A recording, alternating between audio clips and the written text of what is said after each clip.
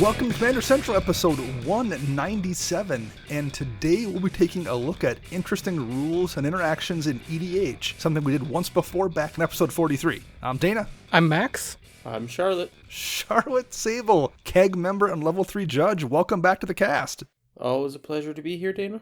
Yeah, we had you on back in episode 167, and since we're talking about interesting rules, it seemed like a good time to have you back 30 episodes later. Yeah, well, happy to be here. So Charlotte, why don't you tell everyone who you are and where they would know you from in case they didn't listen to the last episode. Hi, so I'm Charlotte Sable. I am a member of the Commander Advisory Group, also a level 3 judge. I run the rules blog at magicjudge.tumblr.com. I also write once every 4 weeks for cranialinsertion.com. I've been on a whole bunch of EDH gameplay streams lately with doing Camera Commander, since what else am I going to do right now? Yeah, actually, I got to play with you last week or the week before on the EDH Recast stream we did. So that was a lot of fun. Yeah, it was a lot of fun. So since you are a member of the KEG and we just had a recent banning, we might as well spend a few minutes at least talking about that.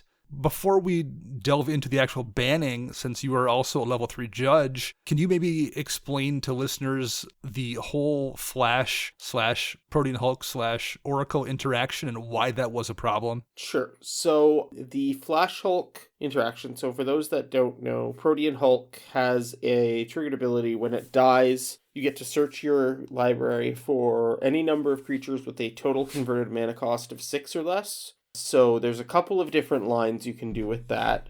The two common lines are, well, both of them involve Thassa's Oracle, which is ETB, you scry X, where X is your devotion to blue, and then if X is greater than or equal to the number of cards in your library, you win the game. So it's like a lab man variant. Yeah, it's not actually scry X. You get to pick one card out of X, I think, but no one cares about what Thassa's Oracle does other than winning the game, basically. Right. But yes, so the interactions, there's two main lines. There's a line with Spellseeker and Thassa's Oracle, and then with Spellseeker, you search out either Demonic Consultation or Tainted Pact. And then once Thassa's Oracle's trigger goes on the stack, you cast one of those spells and exile your entire library in response. And so then when the trigger resolves, you win the game. Then alternately, there is the Breakfast package, which is Nomads on Core and Cephalid Illusionist. And then you just target the Illusionist infinitely to mill your library out. That one has the advantage of not needing anything other than the Hulk trigger to win, whereas the Spellseeker line, you have to cast another spell, which leaves you open to more interaction, but both are equally valid lines, and many decks already run the Consultation and Spellseeker and stuff, so it takes less slots to include that version of the combo. So it was just a combo that could be added into decks that already basically existed and were really strong that made them that much better than they already were. And they were already kind of being complained about as a problem. Yeah, exactly. Yeah, I mean, like, Protean Hulk was unbanned in Commander in 2017, and it was complained about ever since that point. It never really took off in casual Commander with Flash, but it was still, it still was a boogeyman. Yep. There at the edge of the format. Well, it's one of those things, like all those cards you mentioned, aren't cards that one would run in a deck outside of that particular combo. And well, I mean, Spellseeker is worth running just for itself. Demonic Consultation and Tainted Pact can be worth running as well. But they're sort of very aggressive tutors, so you probably wouldn't run them until you were already running like your Demonic and your Vampiric and maybe your Wishclaw Talisman and stuff. It's just not a way the average person, the average Commander player is building unless you're playing at kind of that CEDH level. Right, pretty much. So where did you personally come down in the ban? I was for the ban. Okay. If you'd asked me back when the CAG was formed, I wouldn't have been. But over the past, year and a bit that the CAG has existed, I've learned a lot about competitive EDH and the community there and how their sort of whole metagame works and everything. And I have, changed my opinion on CEDH a lot in that I now respect that part of the community a lot more. Whereas if you'd asked me when I joined the CAG, I would have been more in the mindset of CEDH equals pub stomp sort of thing. and, not been, super interested in throwing them a bone. But I know they're not, one and the same thing now, so. And I think even Sheldon himself has come around a little bit. I mean, I don't think he would have ever probably said CDH equals pub stomp, but maybe he would have. I don't know the inner workings of his thought process, but he's definitely also admittedly said he was probably harsher on CDH players than he should have been, and he's tried to come around as well. So that seems to be, generally speaking, something a lot of people have came around on a little bit, and probably in no small part due to people like Lab Maniacs and Spike Faders have gone out of their way to try to kind of be ambassadors for CEDH. Oh, and yeah, that's absolutely. Definitely gone a long way, I think. Absolutely, yeah. So especially since the Paradox engine ban, but also a little bit before that, there has been a big effort to sort of bring the RC CAG and the, luminaries of the CEDH community together to sort of, learn more about each other and talk and understand what's going on there. And so that's educated everyone a whole lot, I think. And it's ended up bringing people like Sheldon and stuff around. Yeah. So, Charlotte, do you have any idea what was different this time around during the bannings and why maybe Flash wasn't banned last time there was a ban announcement? So last time there was a ban announcement, we obviously discussed it with Thassa's Oracle coming out, but the issue is, again, like we said in the announcement about Lutri, in general, we don't ban cards or act on new cards in the format until after they're actually out in the wild, right? And so since Thassa's Oracle wasn't out yet and we didn't know if it was actually going to have the impact that the CEDH community was saying it would, the RC specifically didn't feel that there was any warrant for action at that point. This time, basically, there was a much bigger push from the CAG to take action. And, even Sheldon was helping with that push to get the rest of the RC to come around. And so eventually that whole strategy ended up working. And they decided to ban it. I don't know what happened behind the scenes because, the CAG advises, but the RC makes the decision in private. So, yeah. Okay. No need to go into specifics regarding names, but was there anyone arguing against the ban? And if so, what was their logic behind that? Yeah, there were a couple people that not necessarily vehemently against it, but more just arguing from the fact that, because of the philosophy of the format, what happens at, the pushed, top end level isn't really the concern of the ban list, right? Because the ban list isn't made to balance that. The ban list is made to balance, the average game of Commander. Yeah. So that was their logic, but obviously enough people were swayed to change their mind on that. And that's a reasonable devil's advocate position to take, too. I mean, I get that. Absolutely. Absolutely. Especially since a lot of the RC and CAG push last year was to sort of solidify and hammer out that philosophy document, so... Now, I know you're not a CEDH player specifically, but do you think this will fix the issues the format is having currently? Again, I don't know from my own interactions, but I trust, as the announcement said, we trust the people that we've been talking to when they say that this is, a sort of perfect storm situation and isn't something that's likely to, crop up again to the same level in, 6 months, a year, 2 years, whatever. So fingers crossed, but even just from seeing the reaction to the announcement from the community, there's been almost no negative reaction from the CEH community other than some people trying to tone police the statement and stuff. Yeah, I saw that, yeah. But on the scope of the actual action that was taken, no one seems to be against it within the CEDH community, so... And, it's the internet and it's Reddit, and, exactly. Someone's going to be mad about everything. That doesn't necessarily... You can't read too much into that. Oh, no, exactly. Like the old adage goes, wizards could put $100 bills in booster packs and people would complain about how they were folded. They did that with expeditions and things along those lines plenty often, and people were mad. So, no, you're not... That adage is not incorrect.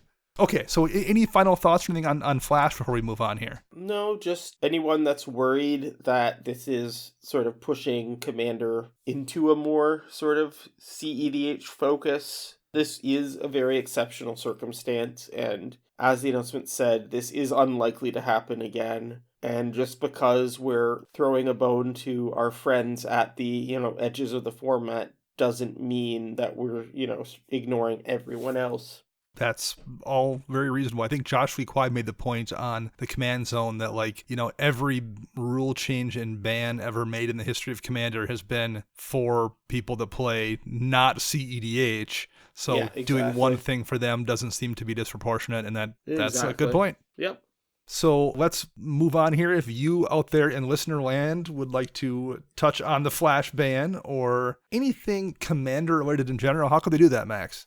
You can find us on Twitter by searching @CMDR Central. We're on Facebook searching CMDR Central. And you can listen to us on all major podcast platforms, including YouTube, by searching CMDR Central. And we are also on patreon.com. Yeah, head over to patreon.com/CMDR Central and check out our reward tiers, such as the Decks You Play series. And this week we want to say thank you to 2 new patrons, Mitchell Ellis and Nicholas Martin. Well, thank you very much to Nicholas and to Mitchell and to all our patron supporters. It does mean a lot. We really appreciate it. I know things are tough right now for people, so the fact that y'all are still supporting us is insanely generous, and we really appreciate it. Yes, thank you to everybody out there. Has anyone had a chance to play any cool games online with people that you're willing to talk about? Yeah, so I've been, again, playing a lot of online games lately, and I've had a couple of really cool interactions come up. One was the other day I was playing my Mono Blue Sphinx Storm deck. Okay. And I was playing against, I forget exactly what all there was, but the opponent in question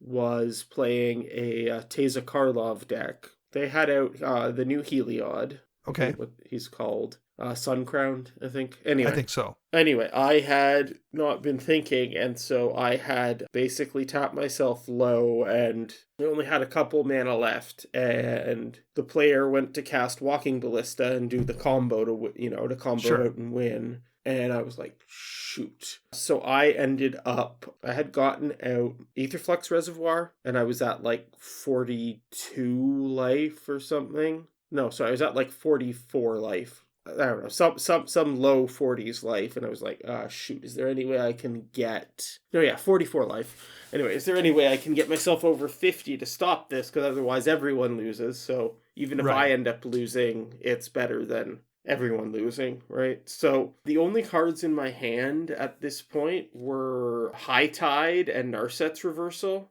and so I ended up...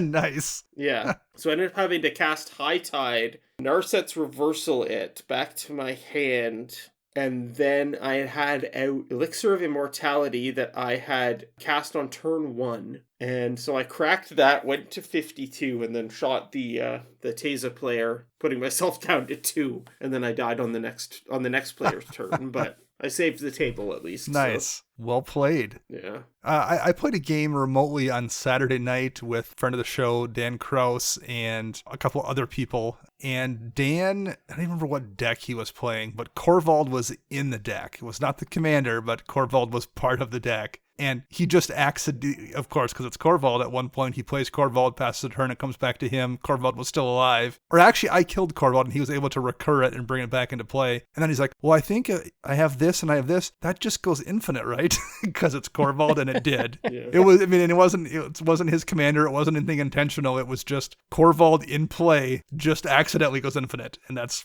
exactly what happened. It was just the perfect Korvald moment. Oops, all Korvald. I think he put Windgrace back at the helm of that deck. Yeah, I think it was Windgrace. Yeah. Because Korvald was in the deck. And even then he's like, even if it isn't the commander, it still just automatically wins. I'm pretty sure I saw it as Korvald when I was in Austin a few months ago. So you're lucky. And it was quick too. It was like turn 5 or something, turn 6. And he felt terrible about it. And it was absolutely because we had talked about, the deck beforehand and everyone was, not playing turn 5 combo wins. So it was not intentional on his part. It was just one of those kind of lightning strikes moments, but it's Korvald. That's just what happens. You look at Korvald funny and you win. Basically, yes. One of those commanders.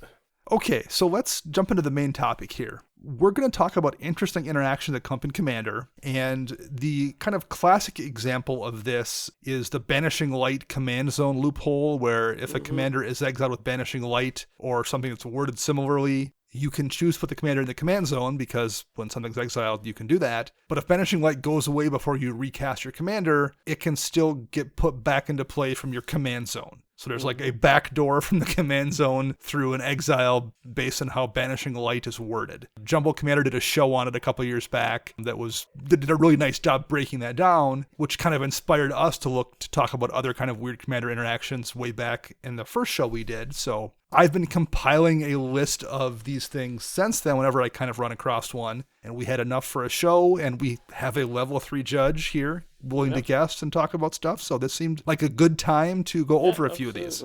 So the first one I will bring up, and it's one that I've actually encountered in a game, particularly because the Varina the Lich Queen deck tends to run Library of Leng sometimes, which is a really old card. It's an artifact that if you are forced to discard, you can choose to discard at the top of your library. And the weird interaction here is if your opponent has the enchantment Wasteland in play. You mean Waste Not? Excuse me, Waste Not. You get a whole bunch of weird things that happen. Waste Not cares about what type of card is being discarded. And because of the way Library of Leng works, Waste Not doesn't know what type of card that was. So, according to rule, it's 7017C. If a card is discarded, but an effect causes it to be put in a hidden zone instead of its owner's graveyard without being revealed, all values of that card characteristics are considered to be undefined.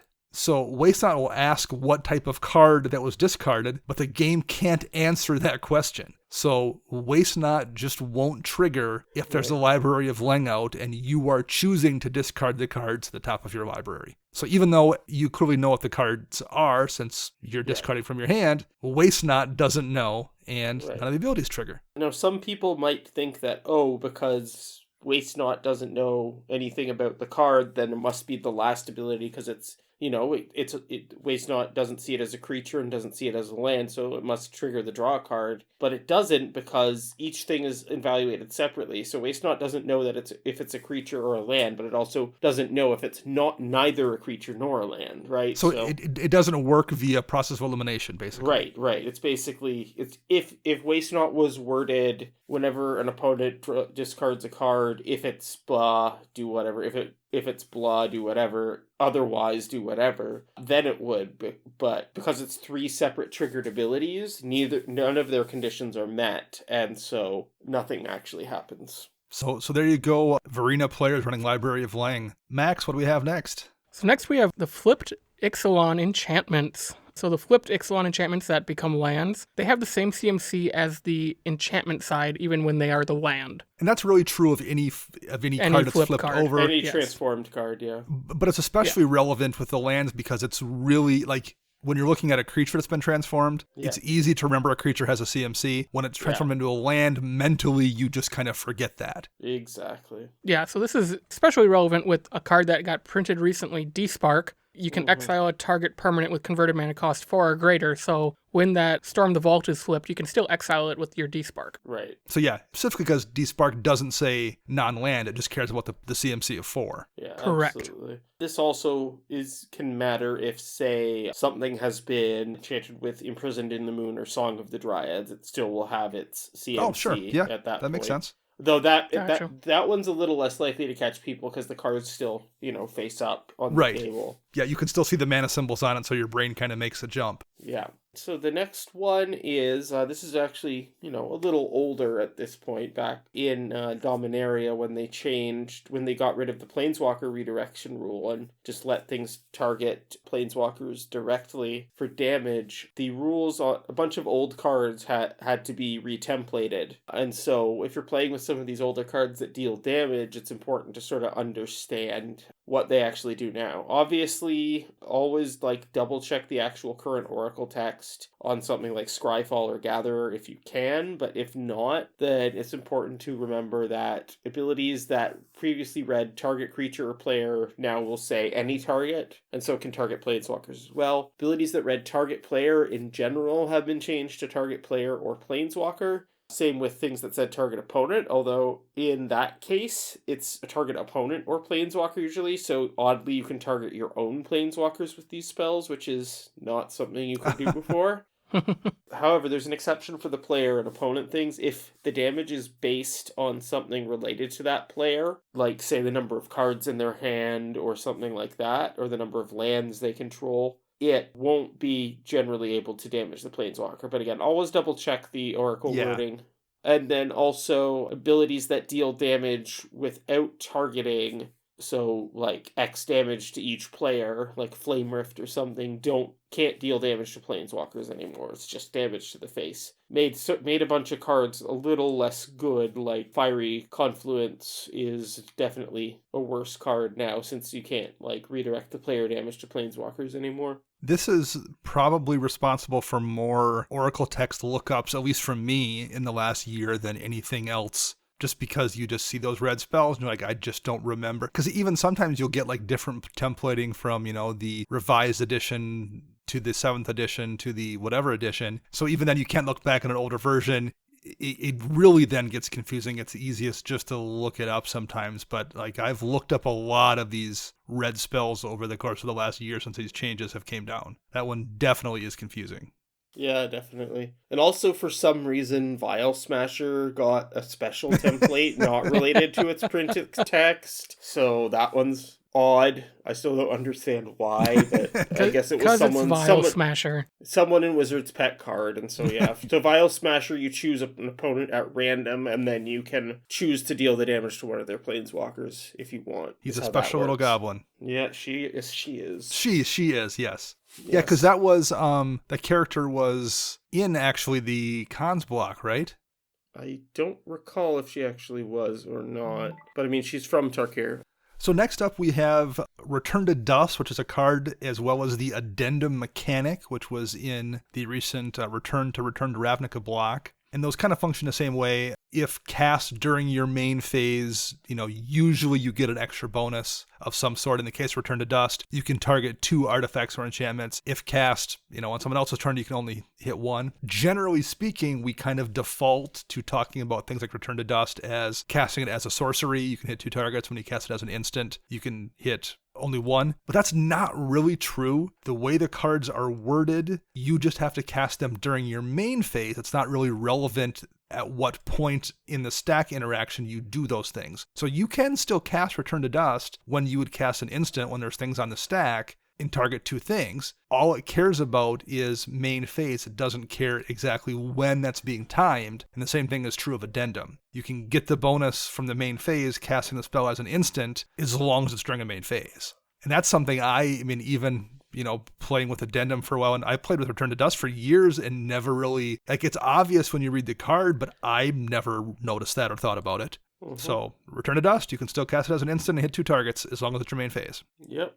Max, what do we got here? Next we have Modular Cards. So Modular Cards, they perform the chosen modes in the order listed on the card, and each individual mode has to resolve before the next one starts to resolve. So the card we're going to use is Kaya's Guile. It has 4 modes. You can choose 2. Each opponent sacrifices a creature, exile all cards from an opponent's graveyard. You can create a 1/1 token with flying, or you can gain 4 life. You can also entwine it for 3 to do all 4, but if you were to choose the sacrifice a creature and exile all cards from each opponent's graveyard, creature that got sacrificed will end up getting exiled because it will be in the graveyard upon that first mode being resolved. And I think that's the kind of thing that matters, and probably players who play competitively know, because that does come up, I think, in Modern or things along those lines. In Commander, there's been a lot of different times I've seen players cast modular spells and do things out of sequence because they don't know that it even matters. Or they think that the order which they choose, they think it's like a menu, and you can pick any combination of items and have them occur in that order, and that's just not the case. And this winds up being surprisingly relevant on a lot of different spells. So very true. One specific interaction, not on a spell, but on a creature with a modular ability that I see a lot of people get wrong is Rankle. Rankle has a draw mode and a discard mode, but the discard mode comes first. So a lot of people will try to do it if, say, an opponent is empty-handed. They think, I can make them draw and then discard that card and just get an extra damage in. But it doesn't work that way. You have to have them, if you want both of those, they discard first and then draw. So they will still come up with the extra card. Yes, exactly. Okay, that makes sense. So moving on to the next one, Mystic Forge, and just also in general, cards that let you cast cards off of the top of your library, and specifically how these cards interact with morphs. So Mystic Forge, as printed, says you may cast the top card of your library if it's an artifact card or a colorless non-land card. So that doesn't necessarily make sense that you can necessarily cast any creature with morph off the top of your library, but it works because by the time you're actually casting the spell, like the first thing you do when you start to cast a morph is turn it face down as you put it on the stack. And so at that point it's colorless. So actually, to clear up a lot of this confusion, they have recently changed the template on these cards and given errata to most of them. It's non-functional because it's like, but now like the Oracle text of Mystic Forge says you may cast artifact spells and colorless spells from the top of your library, which I think makes it a little more clear to the layperson that you can cast morphs from there, right? Does that sound a little more reasonable to you guys now? It does, but I would still say the average person's gonna reveal that morph card unless they know the interaction, and they're gonna think to themselves, well, this is a blue spell. Right, exactly. But like they've cleaned up the template a lot on. But yeah, so it works with Mystic Forge. It works with like the few non-creature morphs. You can still cast them if you have like Vizier of the Menagerie. Okay. Yeah, or like even for example, if you have Elsha, she's been retemplated to say you may cast non-creature spells from the top of your library. So if you say have a card with Bestow on top of your library, when you have Elsha, you can cast it as an aura from the top of your library. Oh, interesting. Right? Because it's a non-creature spell at that point. Interesting. That's super cool. Yeah. Build an entire deck around this kind of dumb stuff. Yeah, exactly. Just to test people. Just of note, before people start thinking about Elsha does not work with Mutate, because Mutate, if you cast a creature for its Mutate cost, it's still a creature spell. It's just a special kind of creature spell. So okay, yeah. Which makes sense, I guess, based on the templating of Mutate too. I believe the technical rules term is it's a mutating creature spell, which is just a creature spell with a target and other stuff. But yeah, we're not here to talk about Mutate today. That'll probably be for the next one. It could be an entire show on Mutate rules. Yeah, Mutate is a little complicated. Up next, we have Ugin the Ineffable, and this is actually an interaction that I've encountered before in my Jeru with Eyes Open Super Friends deck. Ugin's +1 ability is worded, exile the top card of your library face down and look at it. Create a colorless 2/2 spirit creature token, and when that token leaves the battlefield, put the exiled card into your hand. Where things get weird is if you have Anointed Procession in particular, in my case, out, when you create a token, you create 2 tokens instead. You don't exile a second card. You just create a second copy of that token, and because it's a copy of the token, it still has the same, when the token leaves the battlefield, put that exiled card into your hand. So at that point, if either one of those 2 tokens leaves the battlefield, you just get that same 1 card. So technically speaking, depending on what you wind up doing to copy those tokens, you could conceivably have half a dozen or more, any amount really, of tokens on the battlefield that if those tokens go away, you get to get that 1 single card back. So they're kind of linked to it. In this case, there's, might be multiple tokens linked kind of with a thread to that 1 card that you can then put in your hand when they go away. So that is a real thing that I have encountered on more than one occasion. And I believe the first couple times I had Anointed Procession out and made an Ugin token, I was putting a second card off the top kind of attached to that second token, which is not how that works. Well, geez, no wonder I can't beat that deck.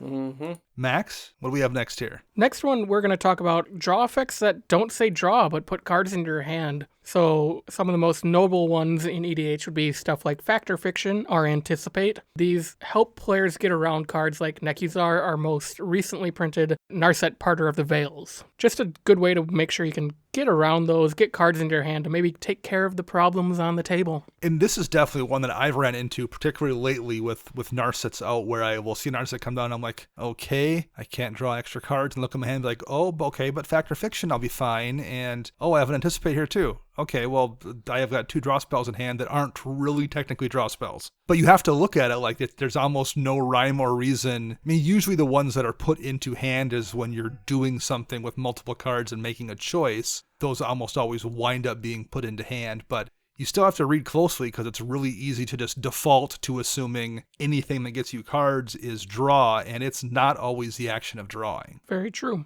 All right, Charlotte, what's next here? We are talking about copies of spells. This is actually pretty relevant right now because there's a few cards in the new Commander set that care about copying spells. So specifically Calamax and Twinning Staff, which plug was my preview card. So Nice. So, in general, copies of spells aren't cast, but some spells that look like copies are cast. You basically just have to look for the wording, but the general distinction is that if you're copying a spell that's already on the stack, so with something like Fork or Twin Cast or whatever, then you're not casting the copy. If you're copying a card that's in another zone, be it in the hand or the library or exiled with, say, Isochron Scepter, you're casting the copy of that card, but notably that is not copying a spell, that's casting a copy of a card. So in the first case, things that trigger when you copy a spell will trigger, but things that trigger when you cast a spell won't trigger. And in the second case, things that trigger when you cast a spell will trigger, but things that trigger when you copy won't trigger. So you basically can't have both. You can't both copy a spell and cast it at the same time. Right.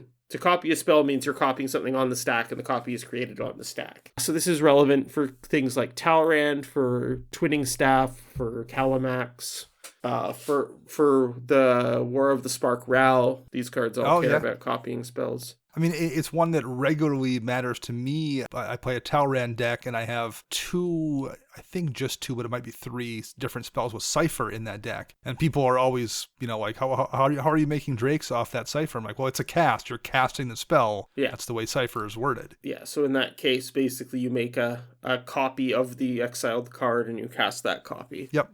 So it goes on the stack and can be countered and etc. Yep. Yeah. The next one we'll mention here probably doesn't happen that often in Commander, but I've seen Kozilek's Return actually in Commander decks. But this did get me in Standard actually a couple times before I realized, or actually someone pointed out to me the difference. Kozilek's Return is a spell that you can activate from your graveyard, but that's an ability, you're not casting it. Right. And you see that sometimes on creatures, the Soul of cycle from a core set 3 or 4 years ago. I think it was 2015. Yeah. After they die, you can activate an ability from your graveyard and do a thing. That's something that does happen once in a while. It's much less common to see that on a spell like you did with Kozilek's Return. Yeah. And what happened and what was relevant sometimes in Standard, Dromoka's Command was a card that got played a lot in Standard at the time that Kozilek's Return was also in Standard. Dromoka's Command could be used to prevent damage from an instant or sorcery spell. And there were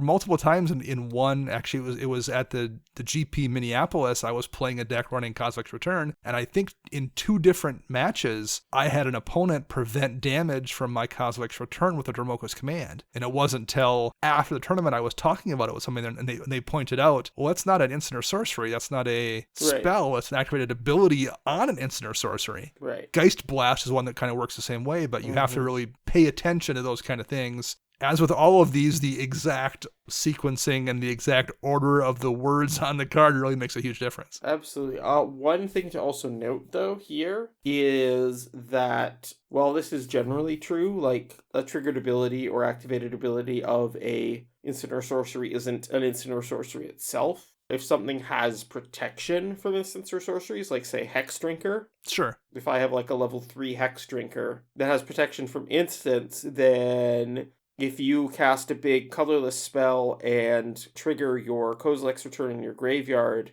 my Hex Drinker is still going to be protected from that damage because protection confers protection from anything from a source of that type. So protection from instants means it's also protected from activated or triggered abilities of instant cards. Yeah. Which makes sense if you think about it, but that's probably the kind of thing that doesn't corner cases of corner cases. Yeah, basically exactly. What we're talking about. Exactly. But it's important. It's good to know. You bet.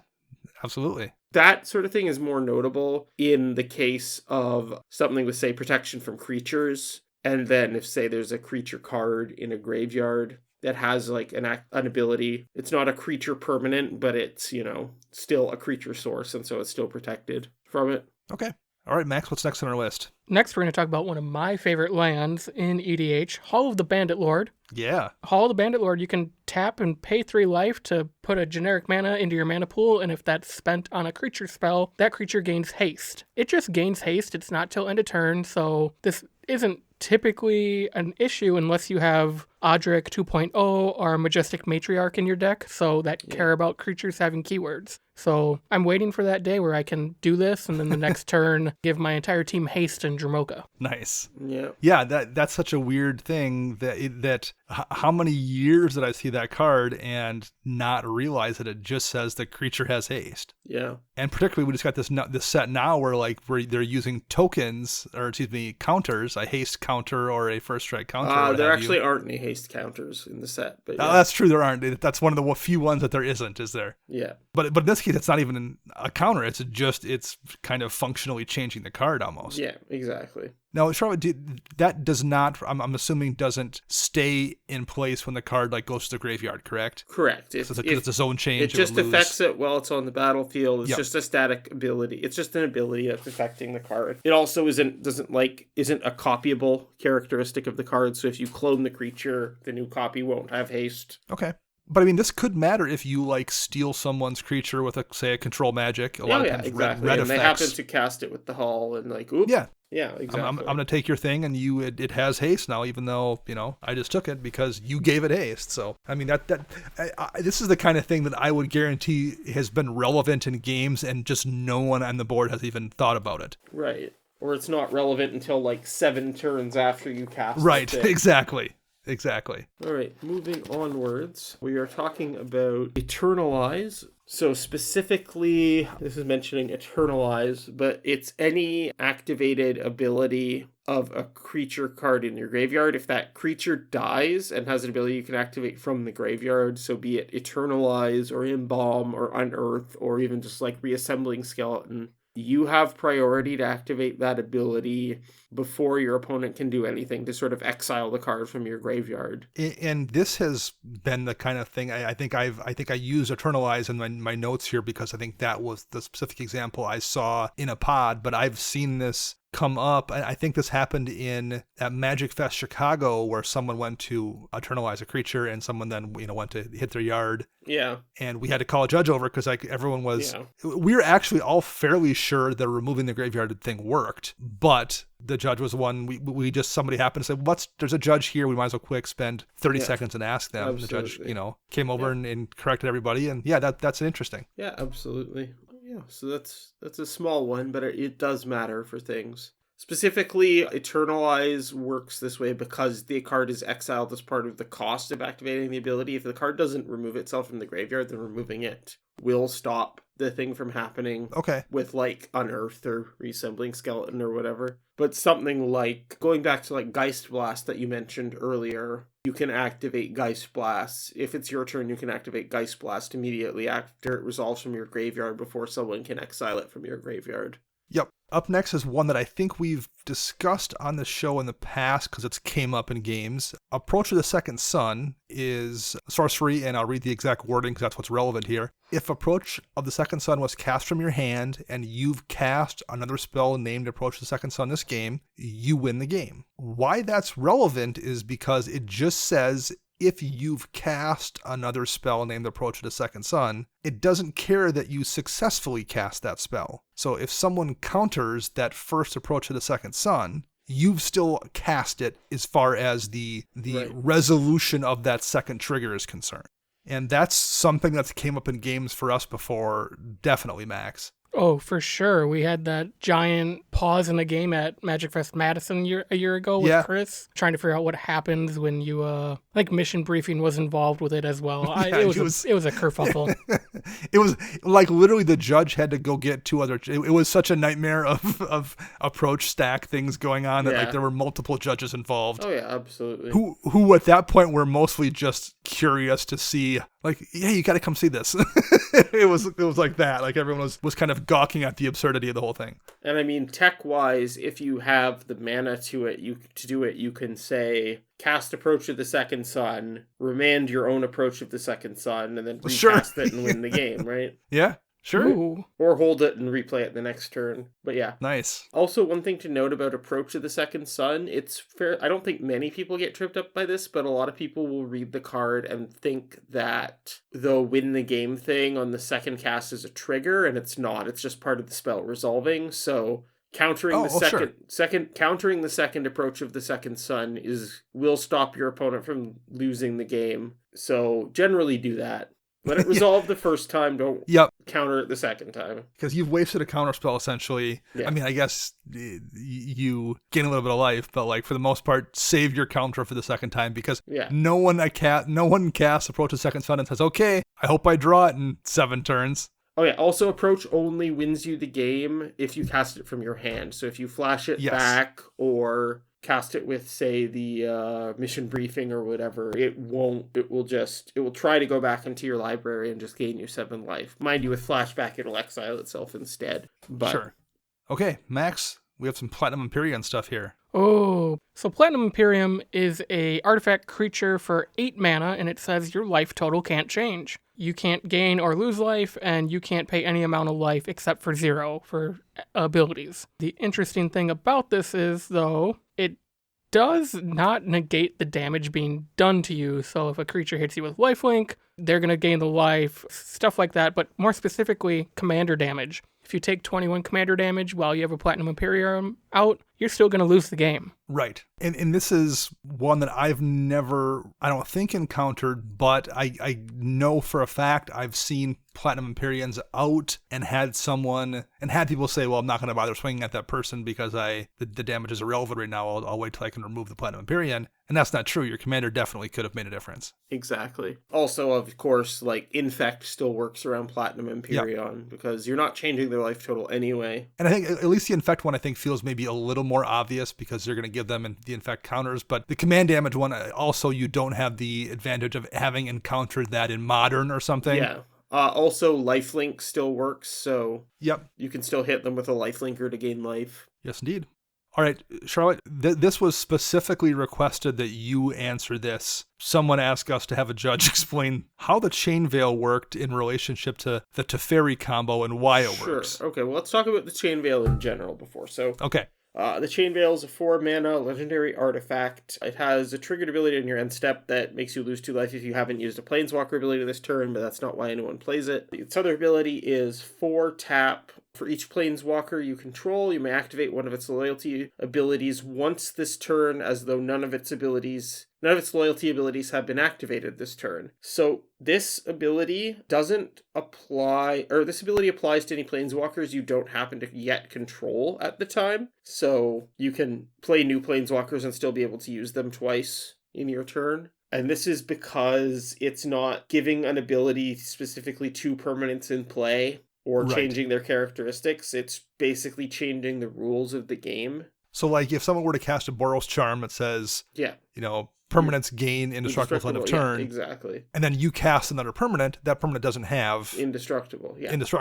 Right. Chain Veil is worded in a way that just says Planeswalkers may activate, period. Doesn't care when they came into play, doesn't care about anything. So the Teferi combo, this is specifically with the Commander deck Teferi, so Teferi Temporal Archmage. Notably, the ability you are wanting to use with Teferi here is his -1, which is untap up to 4 target permanents. So basically, the combo with that is you use Teferi to untap the Chain Veil and lands or mana rocks that produce a total of at least 4 mana. This lets you basically infinitely activate the Chain Veil for as many times as you can tick down Teferi. It basically lets you just go nuts with all your Planeswalkers and things like that. It doesn't necessarily let you go infinite unless there's something I'm missing. You can go infinite if you have like Rings of Brighthearth to copy Teferi's ability or the Chain Veil's ability. But just Teferi and Chain Veil doesn't go infinite because... Yeah, you need to have one more piece. Yeah, you need Rings of Brighthearth,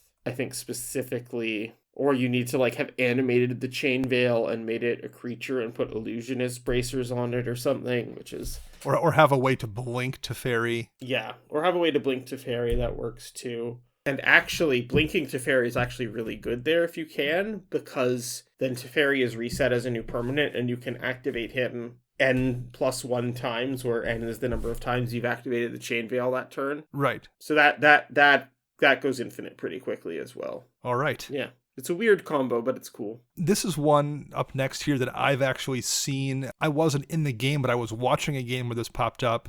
Kothaped Soul Hoarder is a card from Magic Origins. Whenever a permanent owned by another player is put into a graveyard from the game, you draw a card and you lose 1 life. The interaction with Smothering Tithe is something that came up in a game. Smothering Tithe, whenever an opponent draws a card, that player may pay 2. If the player doesn't, you create a treasure token. Basically, how this works is you have to pay for every Tithe trigger for the rest of the game, because if you don't, your opponent can sacrifice a treasure to make you lose a life and draw a card, because it's not a May effect on Kothaped. And when you draw that card, they then make a treasure token, which they can then choose to sacrifice to make you lose a life and draw a card. And so basically, if Kothaped's out and someone drops Smothering Tithe, you're probably going to die, or at least, pretty much mill yourself out. And I did see this occur in a game, and everyone, it wasn't intentional, everyone just kind of realized it as it was occurring. It's an interesting one, certainly. Yeah, on a similar note, the same sort of thing can happen if you have Villis, Broker of Blood, and an opponent has a draw Punisher thing, like, say, Nekusar or Fate Unraveler or whatever. It causes you to lose life when you draw cards, because then that'll trigger Villis, and you'll draw a card, and then you'll lose a life and draw a card, and lose a life and draw a card. Sure. Nice. And Villis is a card that I see quite a bit. So these demons that seem to have all upside have downsides. If you're a demon who's made a deal with Liliana, yeah, you're probably going to burn the person casting you. Pretty much. Rule of thumb. All right, Max, I think we had one here that was suggested to us by our friend of the show, Tatum. Yeah, so this is about damage additive and multiplicative effects are applied in order of the opponent's choice. So if you have something like Torbrand, who gives +2 damage whenever a red source deals damage, and something that multiplies damage, such as Fiendish Duo, your opponent chooses which happens first to either them or the permanent that's being hit by the damage, which will more than likely end up meaning they take less damage than you would like them to take. So they will generally take the doubling effect first, yeah, and then the +2 added to it versus the +2 and then the doubling. Yeah, exactly. So specifically, it's the player being damaged or the controller of the permanent being damaged that chooses. But in general, basically, everyone's going to take the minimal amount of damage unless you happen to be controlling them with like a Mindslaver or something at the time. Or they want to draw more cards off their Kothaped. Yeah, exactly. Okay. Charlotte, I think up next we have a card that was, I think, also in Origins, right? Avarice Amulet? Yeah, so Avarice Amulet is an artifact. It's from M15, actually, not Origins. M15, okay. Yeah, so it is a card that says it's equipment that casts 4 and equips for 2. Equipped creature gets +2/+0 and has Vigilance, and at the beginning of your upkeep, draw a card. And when the equipped creature dies, target opponent gains control of Avarice Amulet. So this is specifically with reference to having this on your commander, because if your commander leaves the battlefield and you choose to put it in the command zone, it doesn't per se, so your opponent won't get the Avarice Amulet. And this is a thing that I remember when that card came out, looking at it going, oh, that's not bad for, mono white or Boros or red. Like, oh, but I'm just going to give it to the first person that kills my commander. Yeah. But no, not really. Like, as long as you are putting it on your commander specifically, it's probably never going to change hands. Right, exactly. And the last one we had here this is one I just added. Okay, well, then you know what? I will let you explain this one since you obviously know the interaction. Sure. So it's one I've run into a few times and had to explain very sadly to the people playing it that no, it doesn't do what you want. So Joyra of the Gitu, you don't see her too much anymore, but she is still played and is relatively disgusting when she is played. So she has an ability that is 2 exile and non-land cards from your hand, put 4 time counters on the exiled cards. If it doesn't have suspend, it gains suspend. So basically you can cast really big, disgusting spells by just waiting for them. Right. So a lot of people will look at this cool activated ability and think, oh, okay, well, I'll just slap Illusionist Bracers on her and I get to do it twice. But it doesn't work that way because Joyra is specifically worded with exiling the card being a cost of the ability. And so when you copy the ability, all you end up doing is putting 8 time counters on the card you've exiled. So not only do you not get to exile 2 cards and suspend 4 of them, you just end up suspending 8 the 1 card you exiled. So not only does it not work, it's actively bad to put Illusionist Bracers on Joyra. Worst combo ever. Yeah, exactly. Wow. I've had to like explain to like 2 or 3 different Joyra players that no, this is actually actively bad for you. Well, that's a fantastic one here to kind of close out on. Yeah, sorry, Joyra players. That one's pretty rough. So hopefully 1 or 2 of those were at least useful to listeners out there, because these are definitely the kind of crazy things that Commander players just encounter over the course of slapping together decks that can choose from, 20,000 different possible cards printed over the course of the last 30 years or whatever it is. Yep. Strange things just happen. Indeed they do. Well, Charlotte, thank you very much for joining us again. We appreciate it. Yeah, it's been a blast. Always a pleasure to be here. I think we're going to do another one of these probably, in a year down the road. Yeah, and absolutely. Probably mostly talking have about you back to talk about them Mutate too. and Companion. And I mean, like, Mutate and Companion could very easily be an entire show on weird interactions. yeah, exactly. All right. That is going to wrap it up here. Charlotte, why don't you remind everyone one more time where they can find you online? So you can find me on Twitter at JackalGirl, which is JQL Girl. You can find my Tumblr at magicjudge.tumblr.com, and you can also find me writing every 4 weeks at cranialinsertion.com.